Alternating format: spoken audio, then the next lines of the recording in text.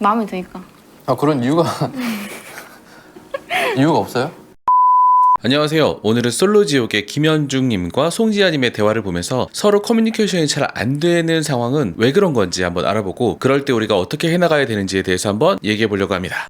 먼저 김현중님께서는 말로써 커뮤니케이션 하는 타입이고요. 송지아님은 말보다는 바디랭귀지로 커뮤니케이션을 하는 타입이에요. 김현중님은 말로 서로를 배려하고 그것을 느끼려는 타입이고, 송지아님께서는 지금 우리가 같이 있는 게 중요하지 말로 하는 게 뭐가 중요하냐라고 말씀하시는 타입이에요. 김현중님께서는 딥하게 얘기한다, 딥하게 얘기하고 싶다, 그거 너무 좋겠다 라는 말이 반복이 자꾸 되고 있는데요. 그만큼 딥한 대화를 좋아하시고 자신 있어 하시는 것 같아요. 그리고 그 딥한 대화야말로 김현중님께서 알고 계신 가장 좋은 것일 가능성이 굉장히 높습니다. 김현중님은 연애를 할 때 외모보다는 어떤 무형의 기준이 있어서 그것에 여자분이 들어오는지 계속 테스트를 합니다. 즉 딥한 대화가 가능하냐, 말로 상대를 배려해 줄 수 있는 사람이냐 하는 것을 계속 테스트하는 중이에요. 이런 테스트라는 게 나쁜 게 전혀 아닙니다. 여자분들은 언제나 테스트를 하죠. 남자는 사실 테스트하려는 생각을 잘 안 하는데, 남자들은 일반적으로 그냥 여자분이 예쁘면 됐지 무슨 성격이 어때야 되고 이런 거 잘 없는 경우도 많단 말이에요. 그런데 사실은 어떤 무형의 기준을 가지고 있어야 연애도 잘 되죠. 또 연애만 잘 될 뿐 아니라 어떤 삶에 있어서도 주도권을 가질 수가 있어요.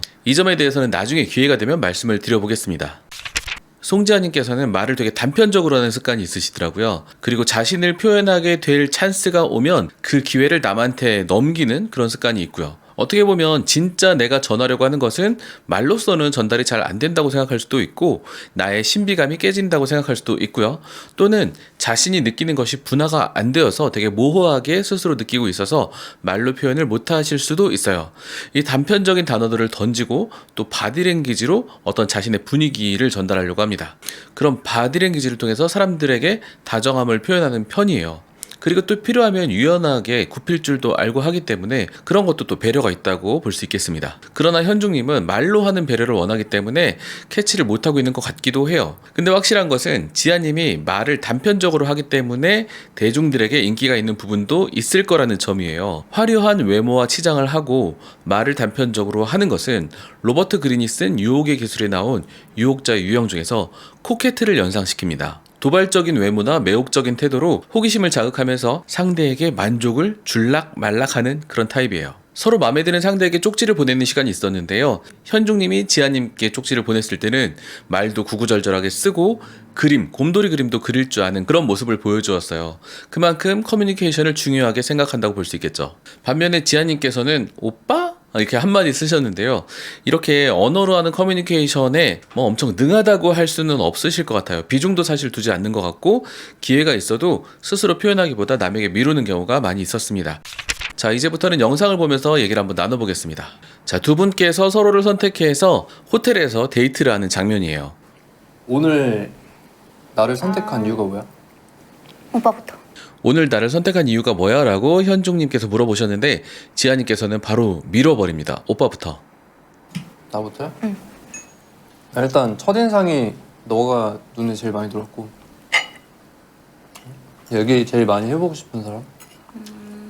그러니까 난 첫인상이 제일 마음에 들었는데 뭔가 다가가기가 어려웠어.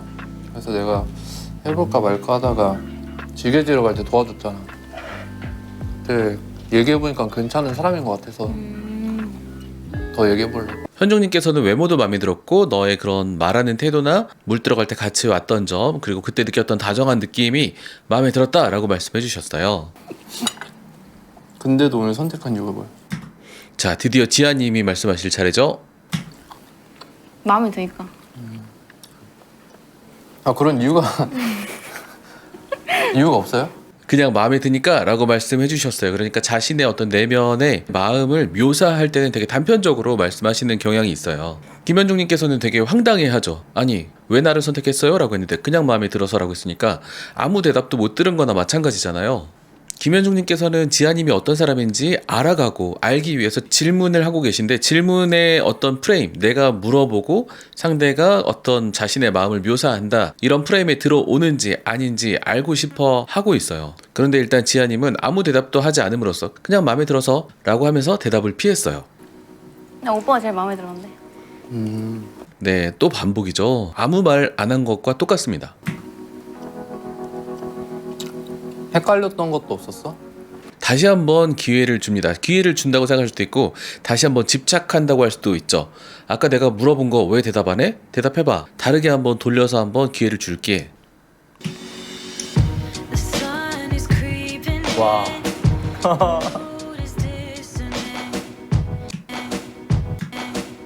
자, 현중님께서 몸을 지아님으로부터 멀어지고 있어요. 이게 어떻게 보면은 마음에 안 들었다, 어떻게 보면 차갑게 대하는 태도거든요.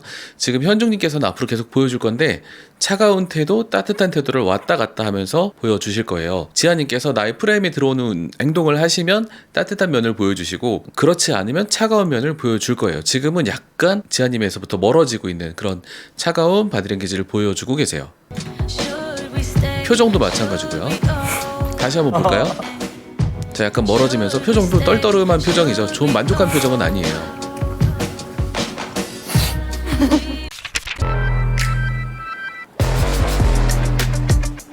먼저 갑니다. 어디가? 잘 갔다 왔어? 나? 오빠 잘 있었어? 아니? 자, 지금의 장면은 송지아님께서 다른 남자와 데이트를 하고 오셔서 현중님과 대화를 하는 그런 장면이에요. 재밌었어? 나 할 말 많아. 아 진짜? 나한테? 자, 송지아님께서 방금 할 말 많다고 하셨잖아요. 나 할 말 많아. 얼마나 많이 하시는지 한번 지켜보겠습니다. 무슨 얘기가 많아? 할 얘기 많대. 오빠 눈을 보니까 생각이 안 나. 자, 저 기대 많이 했거든요. 지아님이 얼마나 말씀을 많이 하실까. 왜냐면 말하는 거 별로 안 좋아하시는 것 같은데 내가 잘못 생각했나라고 했는데요. 말씀 안 하시고 머리를 한번 샥 넘긴 다음에 오빠 눈을 보니까 아무 생각이 안 나 오빠 눈을 보니까 생각이 안 나. 라고 하시죠. 그만큼 커뮤니케이션을 할 때 어떤 말에 비중을 두지 않고 어떤 바디랭귀지, 상대를 뭐 약간 유혹하고 매혹하는 그런 스킬을 사용하시는 거예요. 오빠 눈을 보니까 생각이 안 나. 무슨 뭐하고 놀았어 어제? 하지만 현종님은 그런 거에 반응을 안 하세요. 그런 커뮤니케이션, 바디랭귀지나 어떤 매혹하는 커뮤니케이션에 익숙하지 않을 수도 있어요. 그래서 무슨 뭐하고 놀았어 어제? 그러니까 전혀 딴 얘기를 하죠. 아예 안 받아준 거예요. 김현중님은 자신의 프레임이 있고 자신의 프레임 안으로 지아님께서 들어오시기를 원하죠. 나는 만약에 너 남으면 여기서 얘기 진짜 많이 할 수 있을 것 같은 거야. 여기 있는 게 더 대화가 딥해. 보는 사람도 없고. 아 진짜? 자, 지금 여기 있는 게 대화가 딥해. 보는 사람도 없고. 그만큼 김현중님은 대화를 좋아해요. 대화로서 뭔가 얻는, 대화로서 서로의 교감을 하는, 그걸 되게 좋아하시는 거죠. 근데 남았는데 딥하게 얘기하고 싶은 사람이 없어. 자, 표정 보세요. 표정 되게 굳어있죠. 아직까지는 차가움을 유지하고 있어요. 지아님께서 자신의 프레임에 들어오기 전까지 어떤 차가움, 약간 냉담함을 유지하고 있죠. 나도 생각 나밖에 정리를 방금 지아님께서 나밖에 없지 라고 또 단편적으로 자신을 어떤 매혹하는 그런 말씀을 하셨는데, 김현종님께서는 그런 대화에 익숙하지도 않고 듣지도 않아요. 자기가 생각한 그런 대화가 아니기 때문에 생각 정리를 그냥 하고 말잖아요. 대화 스타일이 완전 다르거든요. 나는 편하기는 어제가 더 편했거든? 오빠랑 있을 때는 좀 불편했어. 자, 김현중님의 차가운 어떤 표정, 바디랭귀지 보세요. 자, 지금 지아님도 표정이나 바디랭귀지를 보면 김현중님께 뭔가 맞춰주고 있는 게 환히 보이잖아요. 그런데도 김현중님은 그 말의 컨텐츠에만 집중을 하고 있는 듯이 보여요. 너가 불편해서 그런지 모르겠는데 나는 좀 나도 배려를 해줄 줄 아는 사람을 만나고 싶은 거야. 근데 나는 지아한테 그걸 못 봤어. 그래서 와서 얘기했거든. 지아가 좋고 외적으로도 내 이상에 가깝고 좋은데 나는 좀 사랑받고 배려해줄 줄 아는 사람이 좋은데, 그래서 나는 지아랑 다시 더 딥하게 얘기하고 결정할 것 같다라고 얘기했어. 지아님은 몸으로 말씀을 많이 하셨거든요. 김현중님이 되게 좋다라는 바디랭귀지로 많이 표현을 해주셨는데, 김현중님께서는 그걸 말로 못 들었기 때문에 왜 배려가 없어? 왜 나한테 어떤 와닿는 게 없지? 라고 약간 오해를 하고 계신 게 아닌가 하는 생각이 있습니다. 딥한 대화를 김현중님은 아주 좋아하시고, 지아님께서는 딥한 대화에 전혀 익숙하지 않아요. 지아님께서는 그냥 단편적으로 툭툭 던지는 정도의 것만 하시거든요. 아 그런 생각했구나.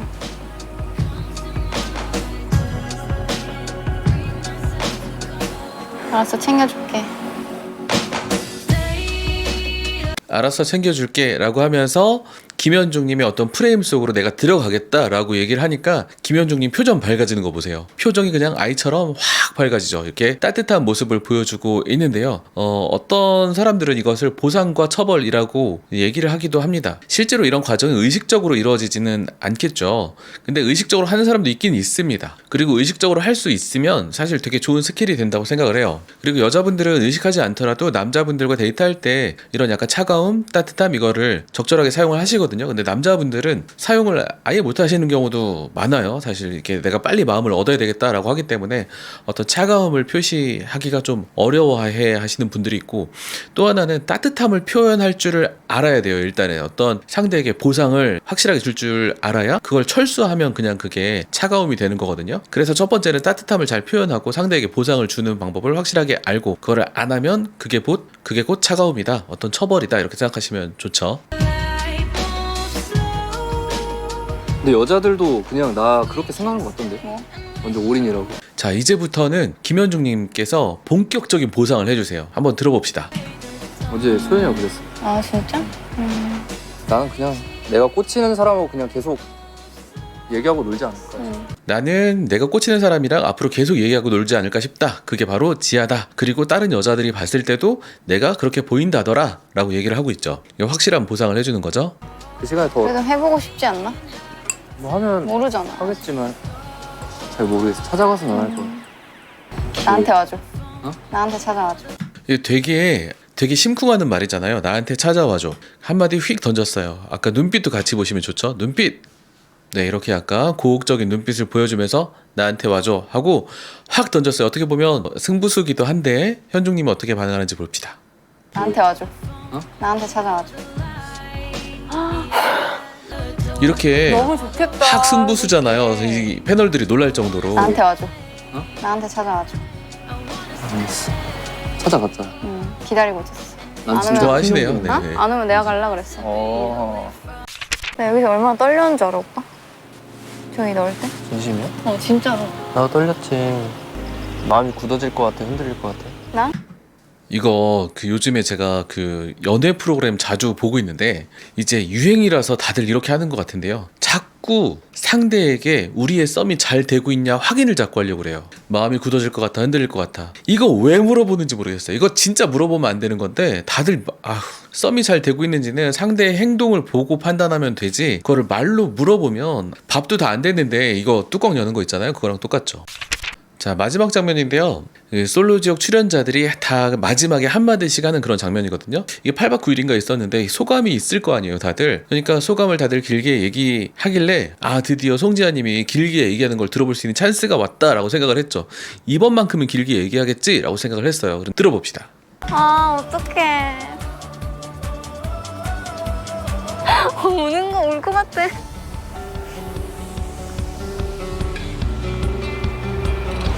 정 들어가지고 다 보고 싶을 것 같아요.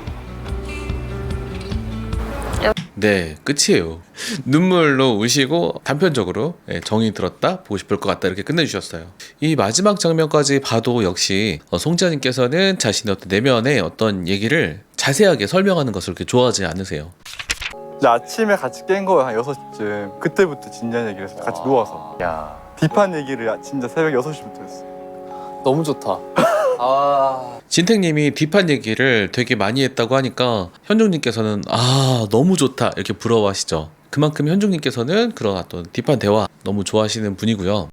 여러 출연자들이 현중님께 어떤 조언을 구하는 장면들이 많이 있어요. 나름 이 안에서 현중님이 되게 어떤 현명한 역할, 현명한 사람의 역할을 하고 있다고 볼 수 있겠죠. 지금 민지님께서도 현중님에게 상담을 하고 있고요. 소연님께서도 현중님에게 어떤 상담을 하고 있죠. 대화나 말씀하실 때 어떤 현명함이 좀 묻어나지 않았을까 싶어요, 출연자들 사이에서. 그렇기 때문에 많은 사람들이 상담하려고 하고, 그만큼 현중님은 사람과 사람의 어떤 커뮤니케이션이나 대화하는 거나 이런 거에 대해서 어떤 경지에 약간 올라 있다라고 생각할 수도 있는데요. 비대화, 즉 바디랭귀지나 어떤 그런 것들을 대하는 것들은 아직은 조금 익숙하지 않다고 볼 수도 있겠죠. 솔로지옥을 찍을 당시까지는 현중님과 지아님은 커뮤니케이션 방법이 완전 다른 상태였어요. 그래서 당장은 안 맞는다고 느낄 수도 있을 것 같아요.